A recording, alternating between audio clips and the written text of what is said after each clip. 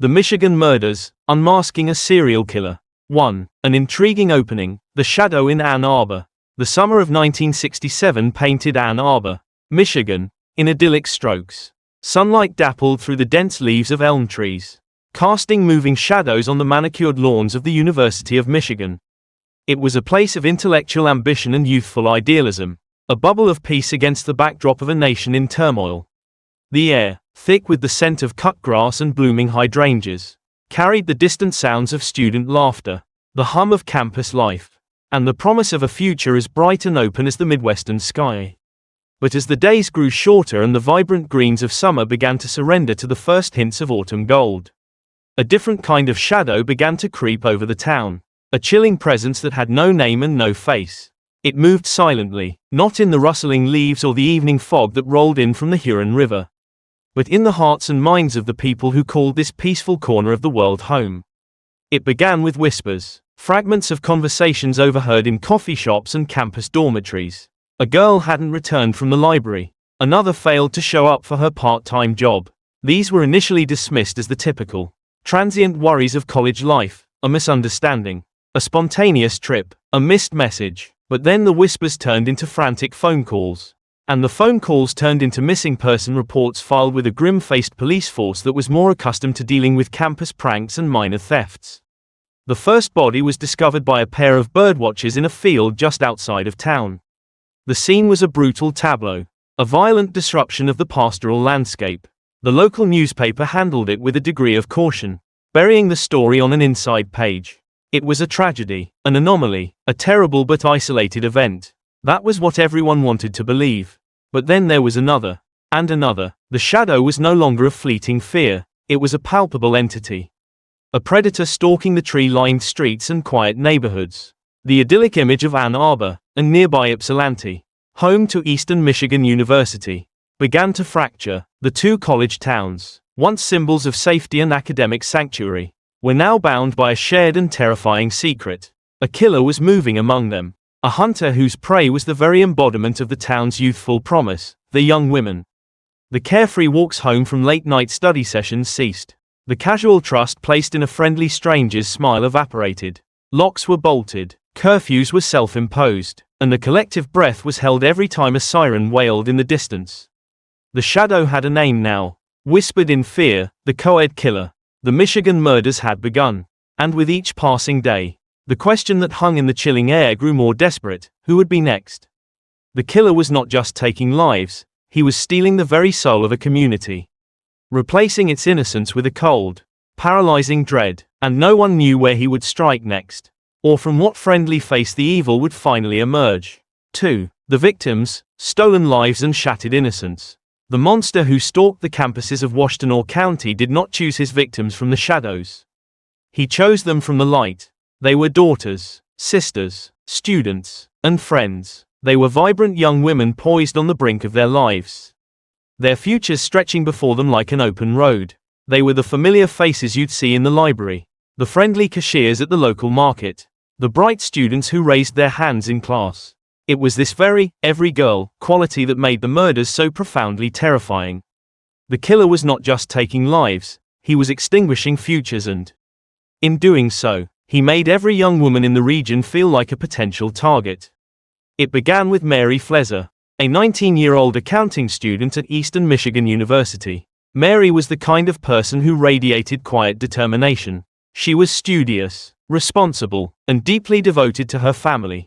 On the evening of July 9, 1967, she left her apartment to take a walk, a simple act she had done hundreds of times before. She never returned. For weeks, her disappearance was a gnawing mystery, a source of quiet anguish for her family. The discovery of her body a month later in a rural field was a brutal confirmation of their worst fears. The community was stunned. Homicide was rare here, and a crime of this nature was unthinkable. It was a tragedy, they told themselves, but an isolated one. They were wrong. Nearly 2 years later, in March 1969, the nightmare returned with a vengeance. Joan Schell, a 20-year-old EMU student, vanished. Joan was vibrant and artistic, known for her passion for music and her warm, infectious laugh. She was last seen talking to a young man in a car. Days later, her body was found at a construction site. the life violently torn from her. The similarities to Mary Fles's murder were undeniable and chilling. The sense of security that had slowly returned to the community was shattered in an instant. This was not an anomaly, it was a pattern. The killer's pace quickened, and the list of stolen lives grew with sickening speed. Jane Mixer, a 23-year-old law student at the University of Michigan, was found shot and strangled in a cemetery. Marilyn Skelton, 16, a high school student who had been hitchhiking, was discovered beaten and left in a field. Dawn Basom, just 13 years old, disappeared after leaving a friend's house. Her small, brutalized body was found 3 days later. Each discovery was a fresh wave of horror. A new family plunged into unimaginable grief. But it was the murder of Karen Sue Beineman in July 1969 that seemed to finally crystallize the terror. Karen was 18, a bright and bubbly emu freshman who had just moved to Ypsilanti. She worked at a local wig shop. On a summer afternoon, she left the shop to run a simple errand. She was never seen alive again. Her disappearance triggered a massive search, with students and locals combing the fields and woods. The discovery of her body in a roadside ditch was a moment of collective despair. The killer had left his signature again, a level of brutality that was both methodical and depraved. The community's reaction was a mixture of grief, fear, and a growing sense of outrage. These weren't anonymous victims from a distant city, they were their own. They were the girls who babysat their children, the students who worked alongside them, the bright young women who represented the future of their towns. The innocence of everyday routines was gone. A walk to the bus stop, a trip to the store, a late-night study session, any of these simple acts could now be a prelude to tragedy. The trust that had once been the bedrock of these small, close-knit communities was eroding, replaced by suspicion and a chilling awareness of the evil that walked among them. Hidden in plain sight, each victim's story was a stark reminder of what had been lost, and a terrifying portent of what was yet to come. 3. A trail of terror, the crime scenes and the killer's signature. The fields and forests of Washtenaw County, once cherished for their tranquil beauty, became landscapes of horror. Each discovery site was a scar on the community, a place where innocence had been brutally extinguished. The killer was not content to simply murder his victims, he left them in desolate, discarded locations. Their bodies posed in ways that suggested a chilling ritual of dominance and contempt. These were not crimes of passion, they were calculated acts of predation, and the scenes left behind told a story of methodical violence that sent a wave of icy dread through even the most seasoned investigators. The locations themselves seemed chosen for their isolation. Mary Fleser was found in a remote, abandoned farmhouse, Joan Shell at a half-finished construction site, Jane Mixer in the eerie, silent rows of a cemetery, Karen Sue Beineman in a tangled, overgrown ditch along a rural road. The killer seemed to know the county's hidden corners, its forgotten lanes and secluded spots. Using the peaceful landscape as his personal dumping ground, he was turning the familiar and serene into the macabre. The state of the bodies revealed a consistent and terrifying signature of violence. The victims were almost always sexually assaulted and subjected to extreme brutality. The killer often used a ligature to strangle them. But the violence never stopped there. He would beat them, mutilate them, and leave their bodies exposed, almost as if he wanted them to be found, as if the discovery was a part of his grotesque performance. He was not just killing them, he was erasing them, depersonalizing them through a frenzy of rage. Forensic science in the late 1960s was a world away from what it is today. But even with the limited tools available, a chilling pattern began to emerge. The victims were often fully or partially clothed, their garments sometimes rearranged in a deliberate, almost mocking fashion. There were signs of bondage, of a struggle that ended in the victim being completely overpowered. The cause of death varied: strangulation, blunt force trauma, even gunshots in the case of Jane Mixer, but the underlying rage was a constant. One of the most disturbing patterns was the killer's methodical process. He would abduct his victims from public or semi-public places, a street corner, a bus stop, a parking lot. They were almost always alone. He would then take them to a secondary location, a place where he could exert total control, where their screams would go unheard. It was here, in this secret, private space, that the true horror unfolded. The final act, the disposal of the body, was a cold, detached finale to his ritual. With the murder of Karen Sue Beineman, investigators found something that would become a crucial piece of the puzzle. Tiny, Metallic flecks were found on her clothing. They were barely visible to the naked eye. But under a microscope, they were a potential link. A microscopic breadcrumb left behind by a ghost. Similar trace evidence, minute fibers and hairs, had been collected from other victims. But technology was slow to yield answers.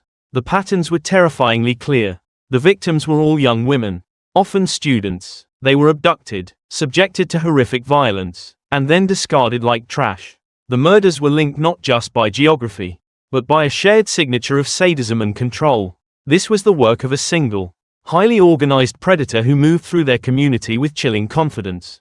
He was a phantom who left behind a trail of terror. Each crime scene a testament to his depravity and a taunt to the police who were desperately trying to catch him. The eerie quiet of the places where he left his victims was a stark contrast to the storm of fear he had unleashed. 4. The hunt begins. Confusion, panic, and a rising storm.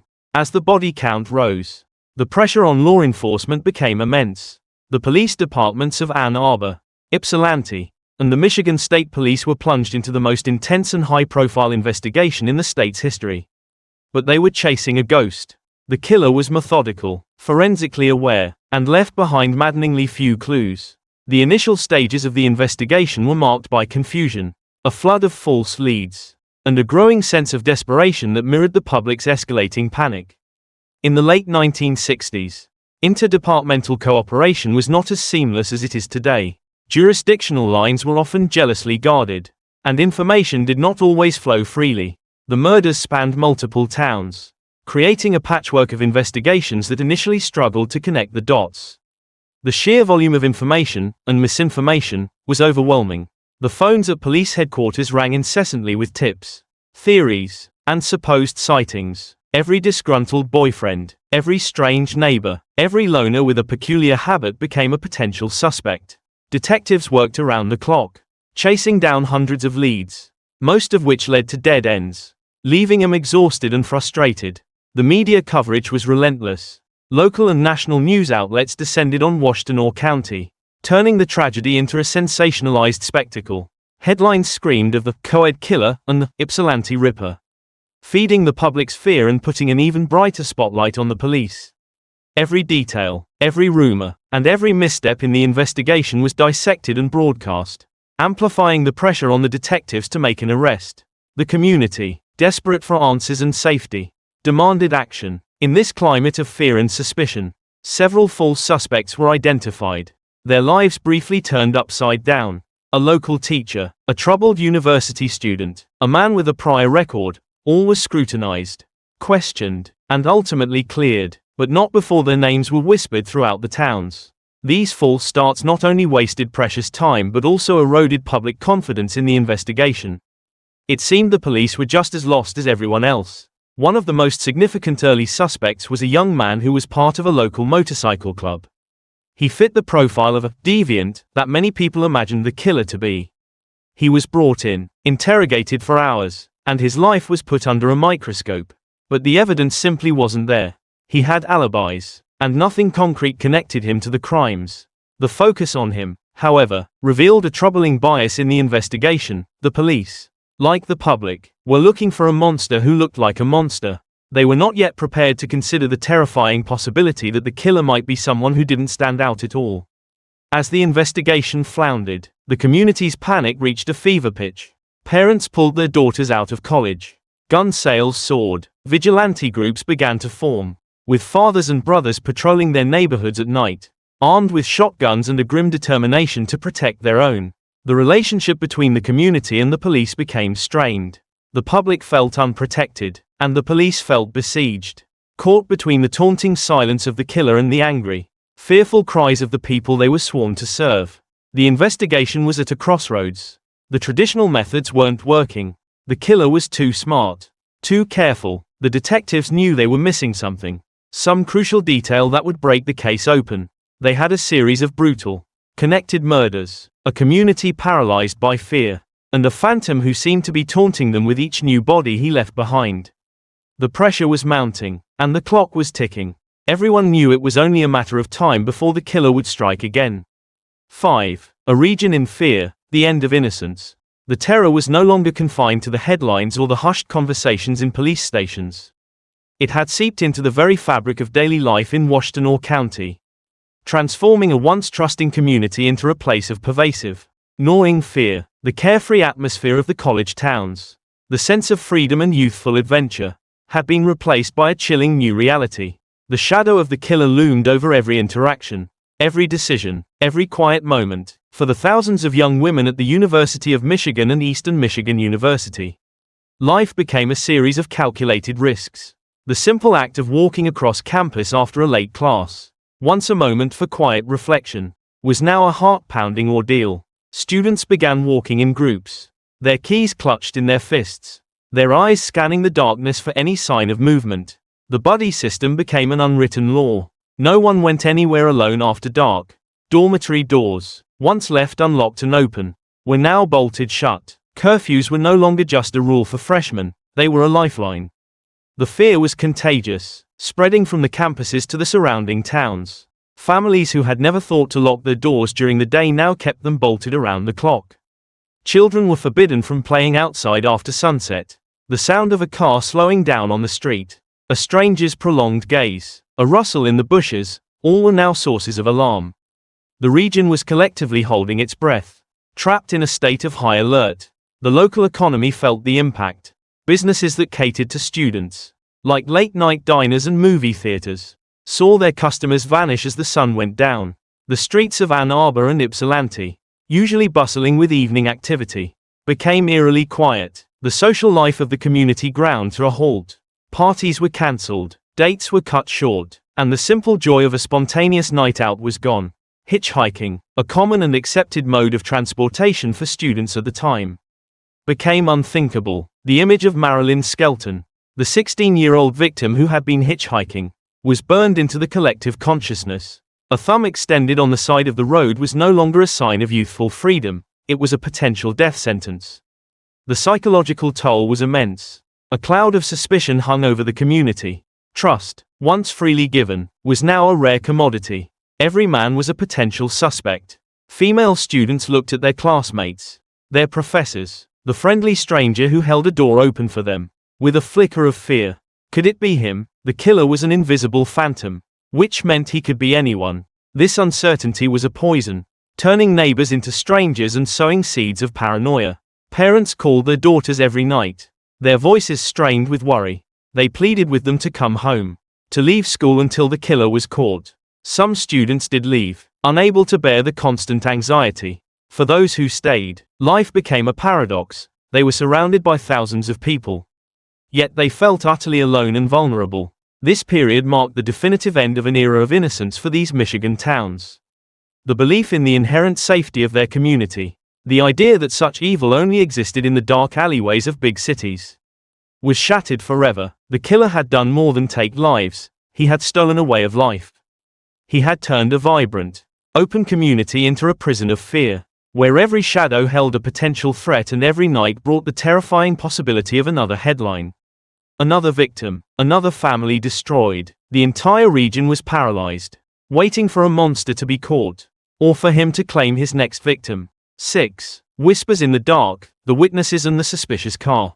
While the police investigation struggled to gain traction, small, seemingly insignificant details were beginning to emerge from the periphery. These were the observations of ordinary people, fragments of memory that, on their own, meant little, but when pieced together, they began to form the faint outline of a suspect.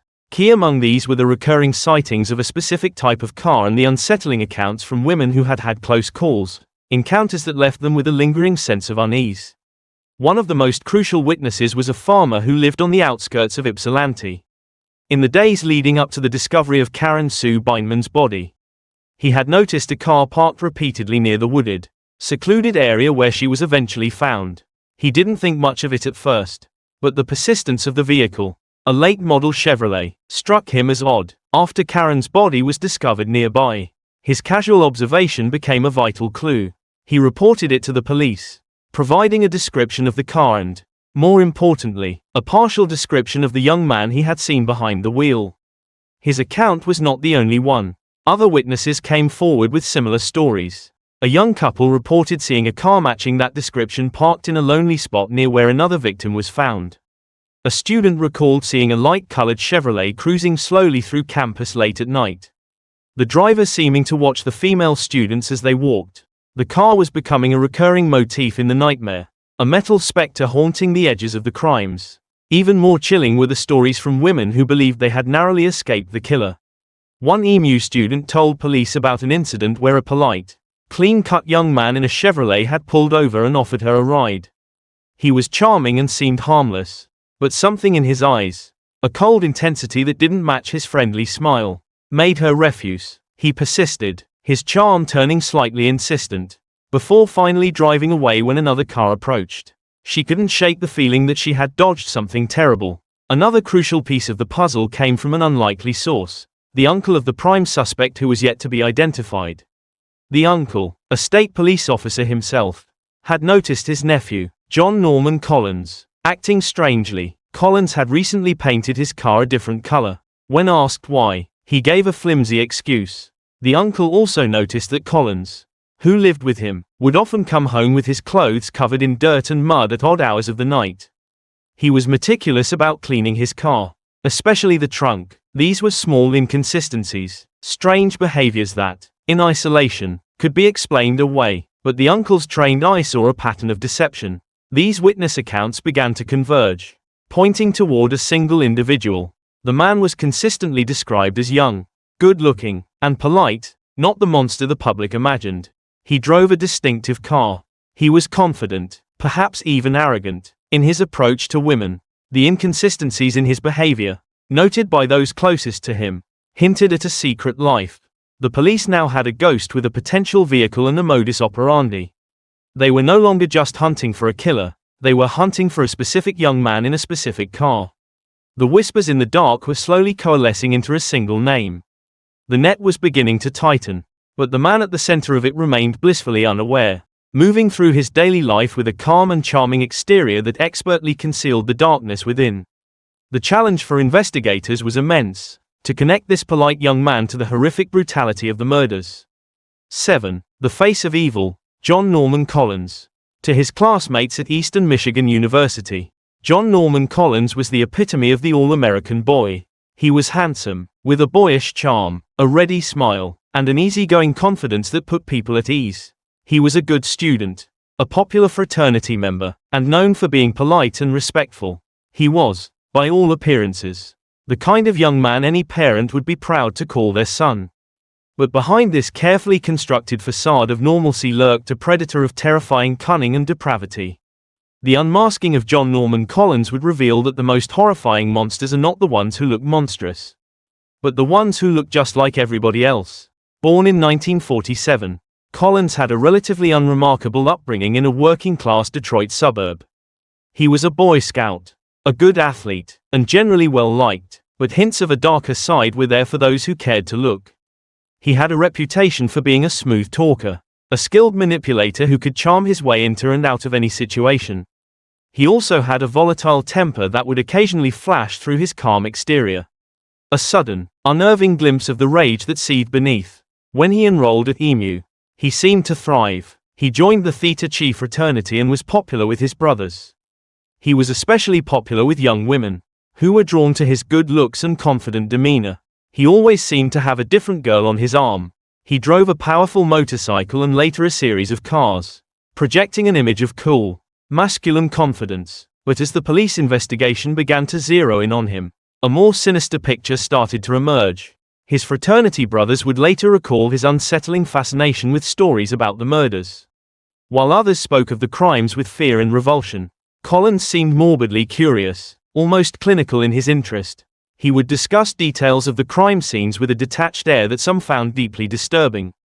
His connections to the victims, once seen as tragic coincidences, now appeared damning. He lived in the same apartment building as one victim, Mary Flezer. He worked at the same company as another. He was a student at the same university as several others. He moved in the same circles, frequented the same places. He was not a stranger who had descended upon the community. He was an insider, hiding in plain sight. The most critical connection came from his own family. His uncle, the Michigan State Police Corporal, began to harbor deep suspicions about his nephew. Collins was living with him during the summer of 1969. the period when the murders reached their terrifying peak. The uncle observed Collins's strange hours, his obsessive cleaning of his car, and his inexplicable need to repaint it. He noted the scratches on his nephew's arms and his increasingly defensive and evasive behavior. The corporal was torn between family loyalty and his duty as a police officer. But the evidence of his own eyes was becoming too powerful to ignore. He made the difficult decision to share his concerns with the investigators on the task force. With this information, the scattered pieces of the puzzle began to snap into place. The polite young man in the Chevrolet who offered rides to unsuspecting co-eds. The charming student with a hidden, violent temper. The man who seemed to be everywhere the victims were. The prime suspect now had a name and a face: John Norman Collins. Investigators began a covert surveillance operation, tailing Collins, documenting his movements, and interviewing his acquaintances. The more they dug, the more they uncovered. They learned of his history of petty theft and his reputation for being controlling and sometimes cruel in his relationships with women. The all-American boy facade began to crumble, revealing the cold, calculating predator beneath. The challenge now was to find the concrete, physical evidence that would definitively tie this handsome, popular student to a string of the most brutal murders the state had ever seen. 8. The net closes, the evidence trail. With John Norman Collins firmly in their sights, investigators launched a painstaking effort to find the physical evidence that would transform their strong suspicions into an ironclad case. They knew that Collins was clever and forensically aware. He was not the kind of killer who would leave obvious clues behind. The evidence that would ultimately bring him down was found not in a single, dramatic discovery, but in a meticulous collection of tiny, seemingly insignificant details, hairs, fibers, and the damning testimony of those who saw him in the right place at the wrong time. The breakthrough moment came with the investigation into the murder of Karen Sue Beineman. Forensic analysts examining the clothing she was wearing when she was found made a crucial discovery: several dark brown, curly hairs that did not belong to the victim. Under the microscope, these hairs were found to have a unique, triangular cross-section. When investigators obtained a warrant to search Collins's room and belongings, they found hair samples from his own head that were a perfect match. In an era before DNA testing, this type of microscopic hair analysis was powerful evidence, providing a direct physical link between Collins and the victim. The evidence didn't stop there. On Karen's clothing, investigators also found the microscopic metal flecks that had been noted earlier. An analysis revealed them to be metal shavings, the kind produced by grinding or machining. When they searched the basement of the house where Collins lived with his uncle, they found a small workshop area where Collins often tinkered with his motorcycle. The floor was littered with metal shavings that matched those found on the victim. It was a powerful piece of circumstantial evidence, suggesting that Karen had been in that basement, the secondary location where the killer had taken his victims to commit his horrific acts. The search also turned up a small, almost invisible spot of blood on one of Collins's shirts. It was type A, the same blood type as Karen Sue Beineman. Collins's blood type was O, while not as definitive as DNA. It was another link in the growing chain of evidence. Eyewitness testimony provided the narrative framework for the physical evidence. The farmer who had seen the suspicious car near the dump site was able to pick Collins out of a photo lineup. The young woman who had been offered a ride by a disturbingly persistent man in a Chevrolet also identified Collins. Her testimony was particularly powerful, as it placed him in the role of a predator actively hunting for victims. But perhaps the most emotionally devastating testimony came from Collins's own cousin. She told investigators that on the day Karen Sue Beineman disappeared, Collins had asked her to lie for him. He wanted her to tell anyone who asked that he had been with her all afternoon. He was, in effect, trying to manufacture an alibi with his own family member. Her decision to tell the truth was a courageous act that shattered his defense. The pieces were now all in place. The hair and fiber evidence, the metal shavings, the blood spot, the eyewitness identifications, and the attempt to create a false alibi. Together, they painted a damning picture. John Norman Collins was not just a person of interest, he was the killer. On August 1, 1969, John Norman Collins was arrested and charged with the murder of Karen Sue Beineman. His reaction was one of cool, almost arrogant, disbelief. He denied everything, maintaining the same polite and charming demeanor that had been his most effective weapon. But the net had closed. The meticulous work of detectives and forensic scientists had stripped away his mask. revealing the monster beneath. The community breathed a collective sigh of relief. But the long, arduous process of justice was just beginning. The hunt was over, but the trial would be a new kind of battle. 9. The trial of a monster, a courtroom under siege. The trial of John Norman Collins began in the summer of 1970 and immediately became a media sensation. The Washtenaw County Courthouse in Ann Arbor was transformed into a fortress. Besieged by reporters, television crews, and a public hungry for justice and morbidly fascinated by the handsome young man accused of such monstrous crimes. The trial was not just about determining the guilt or innocence of one man. It was a reckoning for a community that had been terrorized for 2 long years. The courtroom became the stage for a dramatic and emotionally charged confrontation with the evil that had shattered their sense of security. Collins himself was a chilling presence in the courtroom. He sat beside his defense attorneys, dressed impeccably in a suit and tie, his hair neatly combed. He appeared calm, confident, and at times, even bored. He would smile and nod at his family members in the gallery, whispering to his lawyers as if he were a casual observer rather than a man on trial for his life. This cool, detached demeanor was deeply unsettling to the families of the victims. His lack of any visible remorse was a profound insult, a final act of contempt from the man who had stolen their daughters.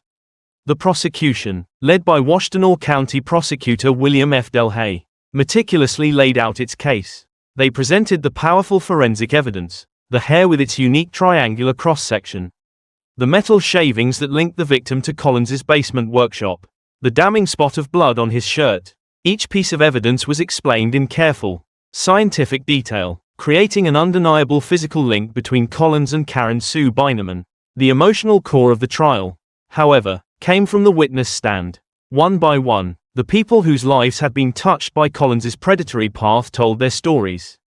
The farmer recounted seeing Collins's car near the dump site. The young woman who had refused his offer of a ride testified about his unsettling persistence, her voice trembling as she identified him in the courtroom. Her testimony was a chilling glimpse into his methods, a portrait of a hunter on the prowl.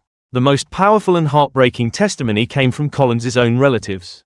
His uncle, the state police corporal, took the stand and described his growing suspicions about his nephew, the strange hours, the scratches, the lies. The courtroom was silent as he spoke, the weight of his betrayal of family for the sake of justice palpable in the air. Then, Collins's young cousin testified, her voice barely a whisper, as she recounted his attempt to have her provide a false alibi. It was a devastating blow to the defense, revealing Collins's consciousness of his own guilt. The defense attorneys fought back, attempting to create reasonable doubt. They attacked the credibility of the witnesses and argued that the forensic evidence was purely circumstantial. They portrayed Collins as a typical college student, a victim of a hysterical police force desperate to close the case. They tried to suggest that the real killer was still at large. Throughout the trial, Collins maintained his innocence with an unnerving calm. He never took the stand in his own defense, choosing to remain a silent, enigmatic figure at the center of the storm. His lack of emotion was perhaps the most convincing evidence against him. He showed no fear, no anger, no grief, only a cold, reptilian detachment. After weeks of testimony, the case went to the jury. The community held its breath. Despite the mountain of evidence, there was still a lingering fear that this charming, manipulative man might somehow talk his way out of it. The jury deliberated for hours, their task a heavy one. Finally, they returned to the courtroom. The foreman stood, cleared his throat, and in a steady voice, delivered the verdict that the entire region had been waiting for: guilty of first-degree murder. A wave of emotion washed over the courtroom. The families of the victims wept openly, their tears a mixture of grief and relief. John Norman Collins, however, showed no reaction. His face remained a placid mask. The monster had been convicted, but the chilling enigma of his placid denial would haunt the community for years to come. 10. The Reckoning, Conviction and a Scarred Legacy. On August 28, 1970, John Norman Collins stood before the judge to be sentenced. The calm, confident mask he had worn throughout the trial remained firmly in place. As the judge sentenced him to life in prison without the possibility of parole, Collins remained impassive, his expression betraying nothing. For the families of his victims, the sentence was a final, cold comfort. Justice had been served, but it could never bring back their daughters or heal the wounds that had been carved into their lives. The conviction marked the end of a reign of terror. But the aftermath of the Michigan murders would linger for decades, a permanent scar on the psyche of the communities he had terrorized. While Collins was only convicted of the murder of Karen Sue Beineman, authorities firmly believe he was responsible for at least 6 other murders, creating a series of crimes that collectively became known as the Michigan murders. The sheer brutality and number of his victims left an indelible mark. The case became a dark legend, a cautionary tale passed down through generations of students at the University of Michigan and Eastern Michigan University. The names of the victims: Mary Flezer, Joan Schell, Jane Mixer, Marilyn Skelton, Dawn Basom, Karen Sue Beineman, and others suspected to be his victims, became a solemn roll call of stolen innocence. The long-term impact on the communities of Ann Arbor and Ypsilanti was profound. The murders shattered the illusion of small-town safety. The sense of trust that had once defined these places was replaced by a more cynical and cautious worldview. Parents became more protective, and a generation of young women grew up with a heightened sense of vulnerability. The simple freedoms that had been taken for granted, walking home alone at night, accepting a ride from a friendly stranger, trusting a charming smile, were gone forever. The case also had a lasting impact on law enforcement practices. The initial struggles with interagency cooperation highlighted the need for more integrated approaches to complex, multi-jurisdictional crimes. The meticulous forensic work that led to Collins's conviction helped to advance the use of trace evidence in criminal investigations, paving the way for future breakthroughs.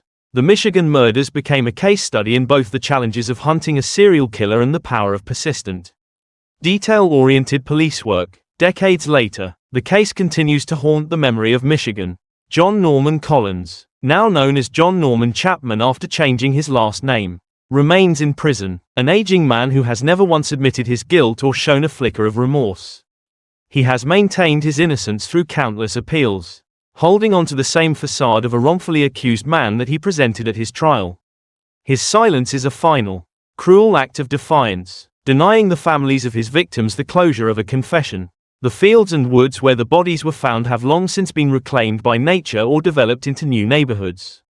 But the stories remain. The case serves as a chilling reminder of the darkness that can hide behind a normal, friendly face. The legacy of the Michigan murders is not just in the memory of the horrific crimes, but in the subtle, permanent changes they wrought in the heart of a community, a loss of innocence that can never be fully recovered.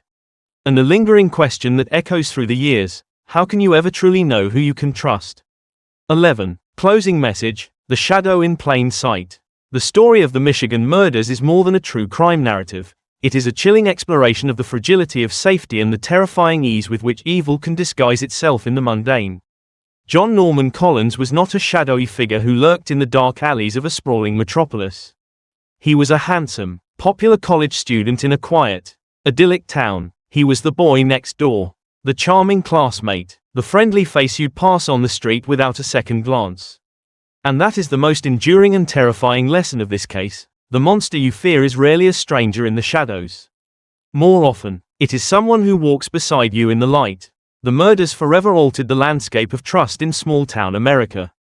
Before Collins, there was a deeply ingrained belief that such horrors were the product of anonymous, impersonal big cities. College towns like Ann Arbor and Ypsilanti were seen as sanctuaries, places where the greatest dangers were academic pressure and youthful indiscretion. The Michigan murders shattered that illusion with brutal finality. The evil was not an outside force that had invaded their peaceful world, it was a product of it, nurtured in its midst, hidden behind a mask of normalcy. This case forces us to confront an uncomfortable truth about human nature. The capacity for extreme violence does not always manifest in outward signs of deviance. Collins was a master of the facade. His politeness was a weapon, his charm a lure. He exploited the very fabric of social trust that holds a community together, turning kindness and openness into vulnerabilities. His story is a stark reminder that the exterior of a person can be a carefully constructed lie, a performance designed to conceal a heart devoid of empathy. Decades have passed, but the echoes of that fear still resonate. The legacy of the Michigan murders is etched into the collective memory of the region. It lives on in the cautionary tales told to new generations of students, in the locked doors of a community that once felt no need for them, and in the lingering sadness for the bright young lives that were so senselessly and brutally cut short. Ultimately, the story of the Michigan murders is a haunting reflection on the thin veil that separates our perceived world of safety from the chaotic, unpredictable violence that can erupt at any moment. It teaches us that vigilance is not paranoia, and that the greatest threat can come from the most unexpected of places. The shadow that fell over Michigan in the late 1960s was not a supernatural entity, it was a man. And the chilling truth is that the world is full of such men, hiding in plain sight, waiting for their moment. The real horror lies not in the darkness, but in the chilling possibility of the evil we fail to see right in front of us.